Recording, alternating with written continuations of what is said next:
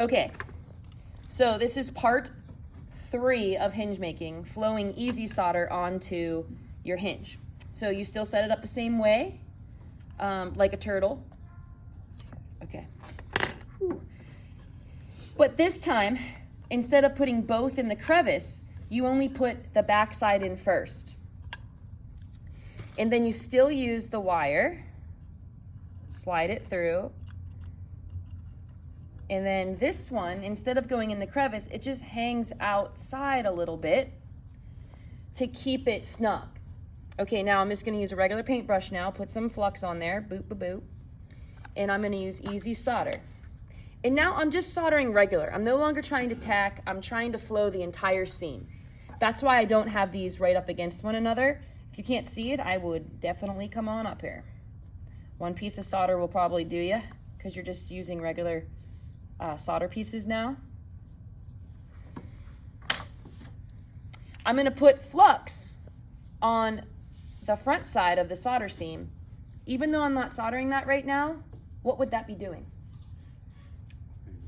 It's keeping it clean while I'm putting heat there, so then I don't have to pickle that. Because then I have to do this to the front side too. So I'm gonna solder and flow the back side first.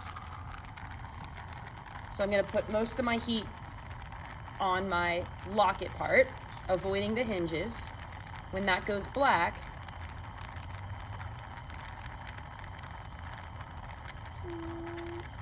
when it goes black, then I'll start to focus on an area. There's that one, and then there's that one. Whew, that went fast. It's very quick. It's easy solder, so it flows easier. Now I'm gonna quench this, quench both of these. Is everybody with me so far? Now I'm gonna reverse it. I'm gonna put the front side, the front one, inside the little channel that we created, and this is gonna hug it. I'm gonna put one of these in. Now be careful when you're working with this. The blocks are hot because everybody's soldering on these, okay? So I don't want you to burn yourself.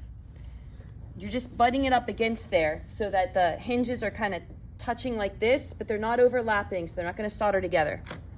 Now I'm only gonna put some flux on that middle one, and then one piece of solder.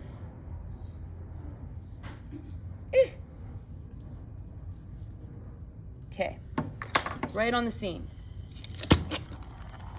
Heat it up the same way. If the piece of solder moves, what color is the flux when I need to move it, the solder? Clear, very good. So mine didn't really move too much.